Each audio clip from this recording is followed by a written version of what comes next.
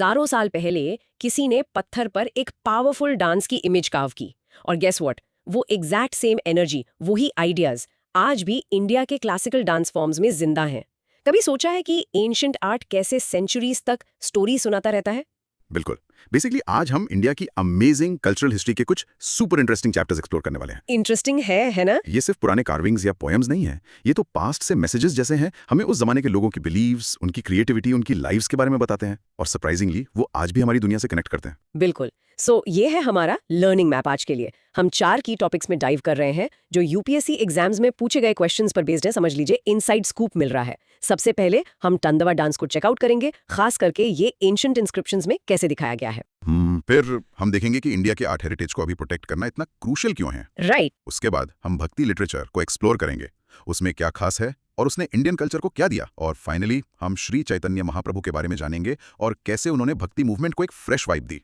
Ready? Let's do it. चलो शुरू करते हैं। हाँ जी। पहले डांस से स्टार्ट करते हैं, तांडवा। ओके, तो फर्स्ट अप है हमारा डाइव डांस हिस्ट्री में। Tandava dance in early inscriptions, UPSC mains 2013 micro theme dance forms. The question जिसे हम एक्सप्लोर कर रहे हैं वो है, discuss the Tandava dance as recorded in the early Indian inscriptions. Right. तो तांडवा ये एक बहुत फेमस पावरफुल कॉस्मिक डांस है जो मेनली लॉर्ड शिवा से लिंक्ड है। ऐसे सोचिए कि ये एक डांस है जो यूनिवर्स की एनर्जी को रिप्रेजेंट करता है, क्रिएशन, डिस्ट्रक्शन, सब कुछ। अमेजिंग बात यह है कि हमें इसके मेंशंस और पिक्चर्स बहुत पुरानी इंडियन इंस्क्रिप्शंस में मिलते हैं, यानी कि पत्थर या मेटल प्लेट्स पर कार्व्ड राइटिंग्स में। अच्छा। ये इंस्क्रिप्शंस हिस्टोरिकल स्नैपशॉट्स जैसे हैं जो प्रूफ करते हैं कि ये डांस कल्चरली और रिलीजियसली कितना इंपॉर्टेंट था, वो भी इतने पहले के टाइम में। इंस्क्रिप्शंस जैसे पत्थर पर क्लूज मिलना, ये क्लूज हमें एक्चुअली कहाँ मिलते हैं? एग्जैक्टली। कुछ बहुत नोटेबल एविडेंस आते हैं गुडिमालम जैसे प्लेसेस से, आंध्र प्रदेश में। वहाँ एक इंस्क्रिप्शन है 1st सेंचुरी BCE का, यानी 2000 साल से भी ज्यादा पुराना, जिसमें शिवा तांडवा पोज में है। इसे इस डांस का अर्लीस्ट कल्चर माना जाता है। सोचो जरा। वाओ। फिर थोड़ा आगे बढ़े तो 6th सेंचुरी CE में एलिफेंटा केव्स जो मुंबई के पास हैं, वहाँ इंस्क्रिप्शंस हैं जो 7 डिफरेंट टाइप्स के तांडवा को डिस्क्राइब करते हैं। 7 टाइप्स, कमाल है। जैसे कि? हाँ, 7 अलग मूड्स या पर्पसेस। फॉर एग्जाम्पल, एक है आनंदा तांडवा, ये प्योर ब्लिस और क्रिएशन का डांस है। फिर है संहारा तांडवा, डिस्ट्रक्शन का डांस, पुराने को हटाकर नए के लिए जगह बनाना। अच्छा। और भी हैं जैसे संध्या तांडवा जो इवनिंग डांस है, और त्रिपुरा तांडवा जो ईविल को डिस्ट्रॉय करने से रिलेटेड है। इससे पता चलता है कि इस कॉस्मिक डांस की अंडरस्टैंडिंग कितनी नुआंस्ड थी। याद रखना, इंस्क्रिप्शंस हमें सिर्फ ये नहीं बताते कि वो डांस करते थे, बल्कि कैसे और क्यों करते थे। तो क्या ये डांस हर जगह एक जैसा दिखता था या अलग रीजन्स का अपना फ्लेवर था? Great question. Inscriptions regional variations भी दिखाते हैं। साउथ इंडिया में Tamil Pallava inscriptions 7th 8th centuries के जो कांचीपुरम में मिले हैं, वो बताते हैं कि तांडवा टेम्पल फेस्टिवल्स में एक रिचुअल के तौर पर परफॉर्म होता था। अच्छा, रिचुअलिस्टिक परफॉर्मेंस। हाँ। और अप नॉर्थ खजुराहो में जो अपने टेम्पल्स के लिए फेमस है, वहाँ 10th सेंचुरी के इंस्क्रिप्शंस मेंशन करते हैं कि कैसे तांडव के एलिमेंट्स कथक जैसे क्लासिकल डांस फॉर्म्स में ब्लेंड किए गए। इंटरेस्टिंग ना? बहुत इंटरेस्टिंग। और फिर साउथ में महान चोला डायनेस्टी के इंस्क्रिप्शंस 11th 12th सेंचुरीज के, वहां तक मेंशन है कि स्पेशल फंड्स यानी कि एंडाउमेंट्स रखे जाते थे सिर्फ तांडवा परफॉर्मेंसेस के लिए, बड़े रिलीजियस सेरेमनीज के दौरान, जैसे बृहदेश्वरा टेम्पल में। तो ये सिर्फ आर्ट नहीं था, ये रिलीजन और सोसाइटी से डीपली कनेक्टेड था। Absolutely central. Badami caves 6th century CE के इंस्क्रिप्शंस तांडवा के रोल को हाईलाइट करते हैं। टेम्पल वर्शिप, फेस्टिवल्स और इवन स्पिरिचुअल अवेकनिंग और कॉस्मिक बैलेंस मेंटेन करने के आइडियाज में। और शायद सबसे फेमस डिपिक्शन आता है एलोरा केव से शिवा का नटराजा फॉर्म। हाँ, नटराजा तो बहुत आइकॉनिक है। बिल्कुल, ये आइकॉनिक इमेज जो अक्सर स्कल्पचर्स में दिखती है, डांस के थ्रू 5 कॉस्मिक एक्ट्स रिप्रेजेंट करती है। सृष्टि, क्रिएशन, स्थिति, प्रिजर्वेशन, संहारा, डिस्ट्रक्शन, तिरोभवा, कंसीलमेंट या इल्यूजन, और अनुग्रह, ग्रेस या ब्लेसिंग। ये 5 एस्पेक्ट्स इंपॉर्टेंट हैं। ये तो गजब की डेप्थ है एक डांस फॉर्म से। क्या इस एंशिएंट डांस की आज भी कोई रेलेवेंस है? बहुत ज्यादा। ये सारे एविडेंस, इंस्क्रिप्शंस और स्कल्पचर्स से इन्होंने directly modern Indian classical dance forms जैसे भरतनाट्यम और ओडिसी को इन्फ्लुएंस किया है। आप आज की परफॉर्मेंसेस में तांडवा पोजेज और एनर्जी की झलक देख सकते हैं। अच्छा। ये ट्रेडिशन डांस स्कूल्स के थ्रू जिंदा है, और इवन यूनेस्को ने इसकी इंपॉर्टेंस को इनटैंजिबल कल्चरल हेरिटेज माना है। ये हमारे एंशिएंट पास्ट से एक लिविंग लिंक है। जस्ट इमेजिन, आप एलिफेंटा केव्स एक्सप्लोर कर रहे हैं और वहाँ की दीवारों पर तांडवा के अलग अलग फॉर्म्स की डिस्क्रिप्शंस पढ़ रहे हैं, अनंदा तांडवा से लेकर संहारा तांडवा तक। कितना फैसिनेटिंग है ना कि एक डांस इतनी स्टोरीज बता सकता है। एंशिएंट इंस्क्रिप्शंस हमें तांडवा डांस का सॉलिड प्रूफ देते हैं, उसकी different types, regional styles, deep religious meaning, और ये कैसे आज भी डांसर्स को इंस्पायर करता है, ये सब दिखाते हैं। समझे? बिल्कुल सही कहा। ये साइलेंट स्टोन कार्विंग्स को उन डायनामिक परफॉर्मेंसेस से जोड़ता है जो हम आज चेरिश करते हैं। ओके, वो था डांस का फैसिनेटिंग वर्ल्ड। अब बात करते हैं नेक्स्ट पॉइंट की। हम ये सारी अमेजिंग हेरिटेज को प्रोटेक्ट कैसे करें? Safeguarding Indian art heritage, UPSC mains 2018 micro theme. Conservation of Indian art and heritage. अगला क्वेश्चन है, safeguarding the Indian art heritage is the need of the moment. Discuss. ये तो आज बहुत रेलेवेंट लगता है। Extremely relevant. इंडिया की artistic heritage mind bogglingly vast है। हम 5000 साल से भी ज्यादा की क्रिएटिविटी की बात कर रहे हैं। सोचिए, भीमबेटका की एंशिएंट केव पेंटिंग से लेकर जो हजारों साल पहले लोगों ने बनाई थी चोला पीरियड के स्टनिंगली डिटेल्ड ब्रॉन्ज स्टैचूज तक। हाँ, बहुत डाइवर्सिटी है। ये दुनिया के सबसे रिच और डाइवर्स कल्चरल ट्रेजर्स में से एक है। लेकिन ये प्रेशियस हेरिटेज आज कुछ सीरियस चैलेंजेस फेस कर रही है। तो इसको प्रोटेक्ट करना सिर्फ एक नाइस टू हैव चीज नहीं है, ये इंडिया की कल्चरल आइडेंटिटी और हमारे हिस्ट्री से लिंक को प्रिजर्व करने के लिए एब्सोल्युटली क्रूशियल है। ये हेरिटेज इतनी इंपॉर्टेंट क्यों है? इतनी अर्जेंसी क्यों है? ये बहुत से लेवल्स पर सिग्निफिकेंट है। पहला तो कल्चरल आइडेंटिटी। आर्ट जैसे अजंता और एलोरा केव्स की म्यूरल्स या मथुरा स्कूल के स्कल्पचर्स सिर्फ सुंदर नहीं है, वो इंडिया के फिलोसॉफिकल आइडियाज, स्टोरीज और दुनिया को देखने की यूनिक तरीके को रिप्रेजेंट करते हैं। वो हमारी आइडेंटिटी के विजुअल एंकर्स जैसे हैं। दूसरा, ये हिस्टोरिकल डॉक्यूमेंटेशन है। आर्टवर्क्स बिना शब्दों के हिस्ट्री बुक्स जैसे हैं। वो हमें दिखाते हैं कि लोग कैसे रहते थे, क्या मानते थे, उनके सोशल स्ट्रक्चर्स, इवन उनकी टेक्नोलॉजी। तीसरा, इकोनॉमिक वैल्यू है। हेरिटेज साइट्स जैसे खजुराहो टेम्पल्स या राजस्थान के फोर्ट्स दुनिया भर से टूरिस्ट को अट्रैक्ट करते हैं, इनकम जनरेट करते हैं और लोकल जॉब्स और कम्युनिटीज को सपोर्ट करते हैं। ओके, तो कल्चरली, हिस्टोरिकली और इकोनॉमिकली वैल्यूबल है। लेकिन आपने जो थ्रेट्स मेंशन किए वो क्या है? थ्रेट्स काफी वेरिड और सीरियस है। एक मेजर इशू है एनवायरमेंटल डिग्रेडेशन। एयर पोल्यूशन ने फॉर एग्जांपल फेमसली ताजमहल को अफेक्ट किया है, उसके व्हाइट मार्बल को येलोइश कर दिया है। Climate change, extreme weather events के साथ एंशिएंट स्ट्रक्चर्स को डैमेज कर सकता है। ये तो है। फिर है अर्बनाइजेशन। जैसे शहर तेजी से बढ़ रहे हैं, कंस्ट्रक्शन प्रोजेक्ट्स कभी-कभी आर्कियोलॉजिकल साइट्स को डिस्ट्रॉय या डैमेज कर देते हैं, उन्हें ठीक से स्टडी करने से पहले ही। इलीगल ट्रैफिकिंग एक और बहुत बड़ी प्रॉब्लम है। एंशिएंट आइडल्स, पेंटिंग्स और आर्टिफैक्ट्स को चुलाना और उन्हें देश से बाहर स्मगल करके इलीगली बेचना। हाँ, ये न्यूज़ में आता रहता है। बिल्कुल। हम अक्सर सुनते हैं कि चोला ब्रॉन्जेस जैसे चुराए गए ट्रेजर्स सालों बाद रिकवर हुए, जो दिखाता है कि ये इशू कितना बड़ा है। और फाइनली, अक्सर लैक ऑफ प्रॉपर डॉक्यूमेंटेशन होती है। अच्छे रिकॉर्ड्स और डिजिटल कॉपीज के बिना इन अनेकों आर्ट पीसेस को ट्रैक करना, स्टडी करना और प्रोटेक्ट करना मुश्किल हो जाता है। ये तो काफी अलार्मिंग लग रहा है। तो इन थ्रेट से लड़ने के लिए क्या किया जा रहा है? कोई मेजर्स हैं? हाँ, थैंकफुली एफर्ट्स किए जा रहे हैं। एक लेजिस्लेटिव फ्रेमवर्क है, जैसे ancient monuments and archaeological sites and remains act of 1958 जैसे लॉज जो इंपॉर्टेंट साइट्स और आर्टिफैक्ट्स को प्रोटेक्ट करने के लिए डिजाइन किए गए हैं। फिर डिजिटल प्रिजर्वेशन में भी कोशिशें हो रही हैं, जैसे national mission on monuments and antiquities Indian antiquities का एक बहुत बड़ा डिजिटल डेटाबेस बनाने पर काम कर रहा है। डिजिटल ट्विन जैसा कॉन्सेप्ट? हाँ, बिल्कुल। प्रोटेक्शन के लिए एक डिजिटल ट्विन बनाना। इंटरनेशनल कॉपरेशन भी की है, यूनेस्को जैसी ऑर्गेनाइजेशंस के साथ मिलकर एक्सपर्टीज, फंडिंग और चुराए गए आर्टिफैक्ट्स को वापस लाने में मदद लेना। और क्रूशली, कम्युनिटी इन्वॉल्वमेंट को इनकरेज किया जा रहा है। लोकल लोगों को अपने एरिया की हेरिटेज को प्रोटेक्ट करने में इन्वॉल्व करना कभी-कभी नेशनल कल्चर फंड जैसे इनिशिएटिव्स के थ्रू कंजर्वेशन को काफी इफेक्टिव बनाता है। ये सुनकर अच्छा लगा। आगे देखते हुए और क्या करने की जरूरत है? What's the way forward? Way forward में स्ट्रैटेजीज का मिक्स शामिल है। टेक्नोलॉजिकल इंटीग्रेशन में काफी पोटेंशियल है, जैसे 3D स्कैनिंग का यूज करके आर्टिफैक्ट्स के सुपर डिटेल्ड डिजिटल मॉडल्स बनाना, या इवन AI का यूज करके साइट्स को डैमेज के लिए मॉनिटर करना या रिस्क्स प्रिडिक्ट करना। कूल ना? हाँ, काफी कूल। स्किल डेवलपमेंट भी वाइटल है।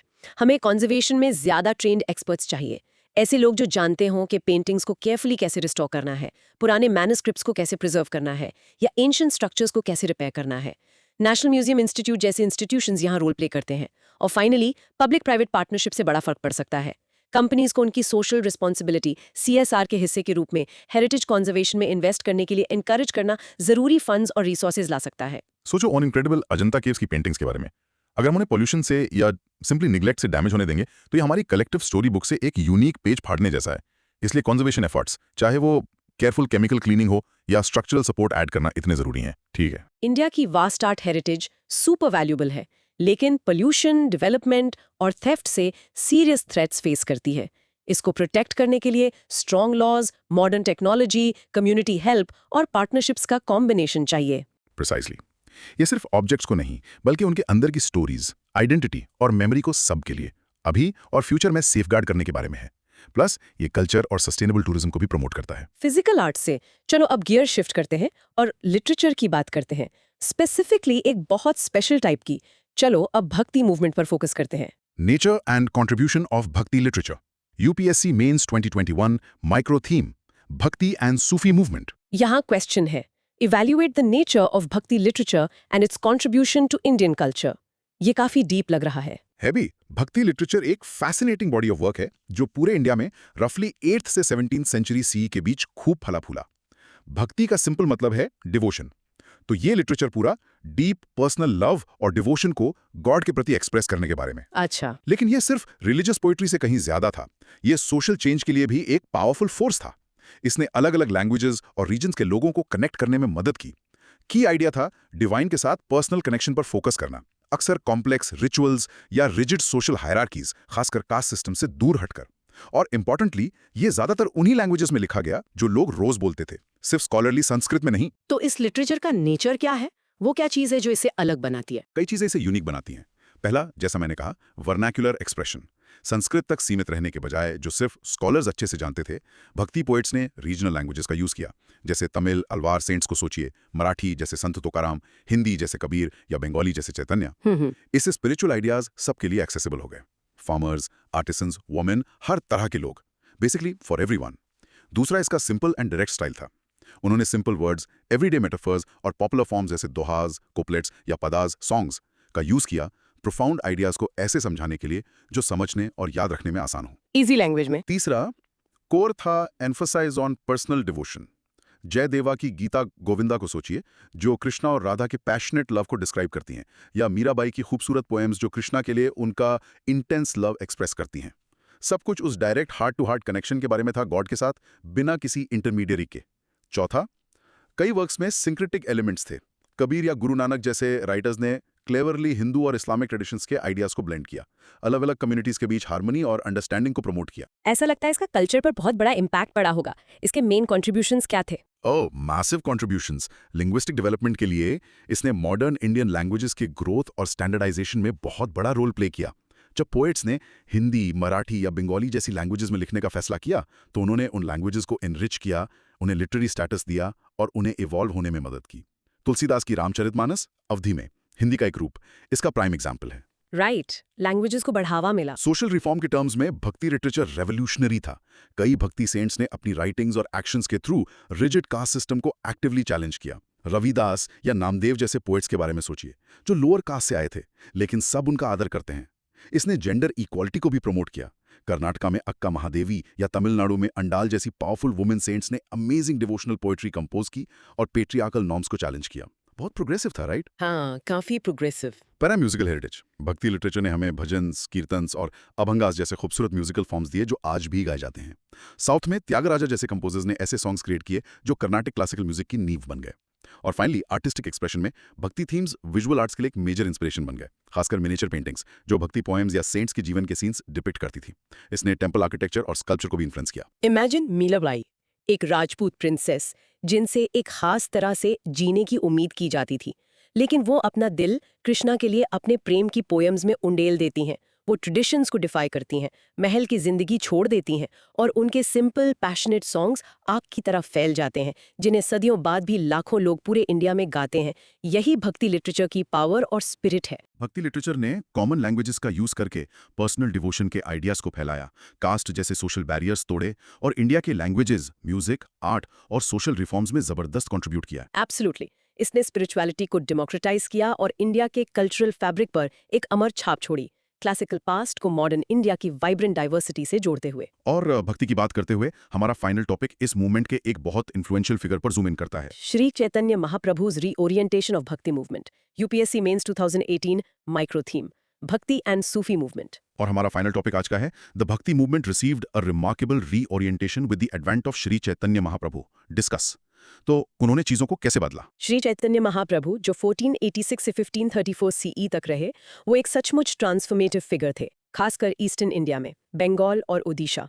उन्होंने सिर्फ मौजूदा भक्ति ट्रेंड्स को फॉलो नहीं किया, उन्होंने मूवमेंट को एक सिग्निफिकेंट नई डायरेक्शन और एनर्जी दी। उनका अप्रोच यूनिक था, उनकी फिलॉसफी अचिंत्य भेदा अभेदा पर बेस्ड।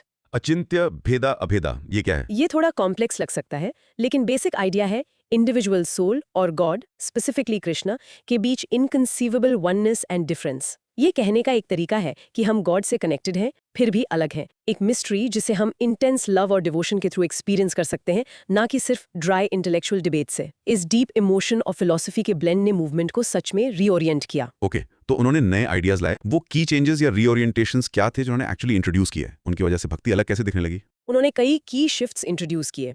शुरू करते हैं डिवोशनल प्रैक्टिसेस से। उनका सबसे बड़ा इनोवेशन था संकीर्तना को पॉपुलराइज करना। इमेजिन कीजिए लोगों के बड़े ग्रुप्स एक साथ गॉड के नाम चैंट कर रहे हैं, गा रहे हैं, अक्सर म्यूजिक और पब्लिक में डांसिंग के साथ। अच्छा, ग्रुप चैंटिंग। हाँ, इसने डिवोशन को एक जॉयस कम्युनिटी एक्सपीरियंस बना दिया, जो बिल्कुल सबके लिए ओपन था, चाहे कोई भी कास्ट या जेंडर हो। विमेन और लोअर कास्ट्स के लोग, जिन्हें अक्सर ट्रेडिशनल रिचुअल से एक्सक्लूड किया जाता था, उनका स्वागत किया गया। उन्होंने खास तौर पर हरे कृष्णा महामंत्र को पॉपुलराइज किया। उन्होंने गौड़िया वैष्णविज्म ट्रेडिशन भी एस्टैब्लिश की, जो कृष्णा और राधा के लविंग रिलेशनशिप पर बहुत स्ट्रॉन्ग फोकस रखती है as the highest form of divinity. फिर आते हैं सोशल रिफॉर्म्स। चैतन्य ने एक्टिवली कास्ट सिस्टम को चैलेंज किया। उन्होंने फेमसली हरिदासा ठाकुरा जैसे डिसाइपल्स को गले लगाया, जो एक मुस्लिम फैमिली में पैदा हुए थे, ये दिखाते हुए कि डिवोशन सोशल बैरियर से परे है। उन्होंने एक तरह का भक्ति यूनिवर्सलिज्म प्रमोट किया, ये आइडिया कि कोई भी प्योर डिवोशन के थ्रू स्पिरिचुअल रियलाइजेशन पा सकता है। उन्होंने टेम्पल बेस्ड सोशल सर्विस को भी इनकरेज किया, जैसे सबको प्रसादम डिस्ट्रीब्यूट करना, जिससे कम्युनिटी की भावना बढ़ी। कितना इंक्लूसिव था। हाँ, ये तो काफी इंक्लूसिव अप्रोच है। उनका लिटरेरी एंड कल्चरल इम्पैक्ट भी बहुत बड़ा था। हालांकि उन्होंने खुद बहुत ज्यादा नहीं लिखा, उनकी टीचिंग्स ने उनके मेन फॉलोअर्स को, जिन्हें 6 गोस्वामीज ऑफ वृंदावन कहा जाता है, जैसे रूपा गोस्वामी और सनातना गोस्वामी, इंस्पायर किया कि वो फाउंडेशनल टेक्स्ट लिखें जो गौड़िया वैष्णवा फिलॉसफी और प्रैक्टिसेस को एक्सप्लेन करते हैं। उन्होंने अष्टकालिया लीला जैसे सिस्टम्स डेवलप किए, जो डिवोशन को दिन के 8 हिस्सों में कृष्णा की एक्टिविटीज पर मेडिटेट करने के अराउंड स्ट्रक्चर करता है। उनके मूवमेंट ने बंगाली लिटरेचर के डेवलपमेंट को भी जबरदस्त बूस्ट दिया। फिलोसॉफिकली अचिंत्य भेदा भेद के अलावा उन्होंने प्रेमा भक्ति पर जोर दिया, pure selfless ecstatic love for God as the ultimate goal. उन्होंने डिवोशन में रसा थ्योरी को भी इलैबोरेट किया, डिवाइन के साथ अलग अलग तरह के लविंग रिलेशनशिप्स जैसे फ्रेंड, पेरेंट, बिलविड को एक्सप्लोर करते हुए। और फाइनली उन्होंने एक इंस्टीट्यूशनल फ्रेमवर्क क्रिएट करने में मदद की। 6 गोस्वामीज इंटेलेक्चुअल पिलर्स बन गए। टेम्पल्स और मोनेस्ट्रीज का एक नेटवर्क एस्टैब्लिश हुआ, खासकर बंगाल, ओडिशा और वृंदावन में। इससे डिवोशनल प्रैक्टिसेस को सिस्टमेटाइज करने और टीचिंग्स को दूर दूर तक फैलाने में मदद मिली। तो उन्होंने सिर्फ प्रीच नहीं किया, उन्होंने अपने आइडियाज के अराउंड एक पूरा सिस्टम और कम्युनिटी बनाई। एग्जैक्टली। उन्होंने भक्ति को, जो शायद पहले ज्यादा इंडिविजुअलिस्टिक या वेरिएड थी उन रीजन्स में जहां उनका इन्फ्लुएंस था, एक पावरफुल, ऑर्गेनाइज्ड और हाईली इमोशनल मास मूवमेंट में ट्रांसफॉर्म कर दिया। उनकी लेगेसी आज भी आइस्कॉन और वेरियस गौड़िया मठ्स जैसे ऑर्गेनाइजेशंस के थ्रू जिंदा है, जो अपनी लीनेज सीधे उनसे ट्रेस करते हैं।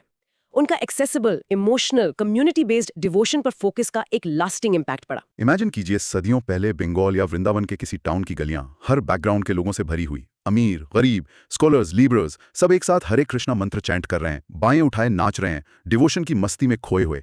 यही चैतन्य के संकीर्तना मूवमेंट की वाइब थी। स्पिरिचुअलिटी को एक शेयर्ड, वाइब्रेंट सेलिब्रेशन बनाना बहुत पावरफुल है ना? चैतन्य महाप्रभु ने भक्ति मूवमेंट को मास चैंटिंग, संकीर्तना, कास्ट बैरियर्स तोड़ने, अचिंत्य भेदा भेदा फिलॉसफी इंट्रोड्यूस करने, एक्सटैटिक लव, प्रेमा भक्ति प्रमोट करने और अपने फॉलोअर्स के थ्रू एक स्ट्रॉन्ग ऑर्गेनाइजेशनल स्ट्रक्चर बिल्ड करके रीशेप किया। एक प्रोफाउंड रीओरिएंटेशन जिसने एक्सटैटिक, इंक्लूसिव डिवोशन को इंडियन स्पिरिचुअलिटी में एक मेजर फोर्स बना दिया। फ्यू। तो ये थी हमारी आज की गहरी चर्चा in Indian art and culture themes पर पास्ट यूपीएससी क्वेश्चंस के लेंस से देखते हुए। चलो जल्दी से रिकैप करते हैं मेन आइडियाज जो हमने कवर किए। Dance forms, Tandava. हमने देखा कैसे एंशिएंट इंस्क्रिप्शंस तंदावा डांस की लंबी हिस्ट्री प्रूव करते हैं। उसके टाइप्स जैसे आनंदा ब्लिस के लिए, समहारा डिस्ट्रक्शन के लिए और डीप मीनिंग दिखाते हैं, खासकर नटराजा सिंबलिज्म। कॉस्मिक साइकिल्स का कंजर्वेशन ऑफ आर्ट हेरिटेज। हमने जाना कि इंडिया की वास्ट आर्ट हेरिटेज इतनी इंपॉर्टेंट क्यों है। आइडेंटिटी, हिस्ट्री, इकोनॉमी, आज वो किन खतरों का सामना कर रही है। पोल्यूशन, थेफ्ट, निग्लेक्ट और एक्शन लेने की जरूरत है लॉज, टेक और कम्युनिटी इन्वॉल्वमेंट का यूज करके। भक्ति लिटरेचर, हमने उसका नेचर एक्सप्लोर किया, सिंपल, डिवोशनल, एवरीडे लैंग्वेजेस का यूज करते हुए, और कैसे उसने लैंग्वेज डेवलपमेंट, कास्ट के खिलाफ सोशल रिफॉर्म, खूबसूरत म्यूजिक, भजन्स, कीर्तन्स क्रिएट करके और आर्ट को इंस्पायर करके कल्चर को एनरिच किया। चैतन्य एंड भक्ति रीओरिएंटेशन। हमने डिस्कवर किया कि कैसे श्री चैतन्य महाप्रभु ने inclusive group chanting, Sankirtana, social divisions को चैलेंज करके यूनिक फिलॉसफी, अचिंत्य भेदा भेदा इंट्रोड्यूस करके और गौड़िया वैष्णविज्म ट्रेडिशन बिल्ड करके भक्ति मूवमेंट को ट्रांसफॉर्म किया। एंशिएंट डांस स्टेप्स जो पत्थर में कार्व्ड है से लेकर डिवोशनल सॉन्ग्स की लहरों तक और इस सब को प्रिजर्व करने के चैलेंजेस तक, वाकई एक टाइम ट्रैवल जैसा सफर था। एब्सोल्युटली। अब तुम अपने वर्ड्स में बताओ, इन सब टॉपिक्स का मेन टेक अवे क्या था तुम्हारे लिए? सबसे सरप्राइजिंग चीज क्या सुनी आज? थोड़ा सोच लो। वो रिफ्लेक्शन का मोमेंट सच में लर्निंग को लॉक करने में मदद करता है। और ये रहा एक छोटा सा चैलेंज। इनमें से एक टॉपिक को एक्सप्लेन करने की कोशिश करो, शायद नटराजा के 5 कॉस्मिक एक्ट्स या आर्ट हेरिटेज के मेन थ्रेड्स, किसी इमेजिनरी फ्रेंड को, सिर्फ 2 मिनट्स में। रेडी? Go for it. उसे सिखाना सबसे अच्छा तरीका है टेस्ट करने का कि आपने सच में समझा है या नहीं। अपने नोट्स में लिख लीजिए, लिखने से रीएनफोर्स होता है। लर्निंग हमेशा एक जर्नी है, तो उस क्यूरियोसिटी को जिंदा रखिए और एक्सप्लोर करते रहिए। मिलते हैं अगली बार एक नए इंटरेस्टिंग टॉपिक के साथ। बाय। स्टे क्यूरियस, अगली बार तक।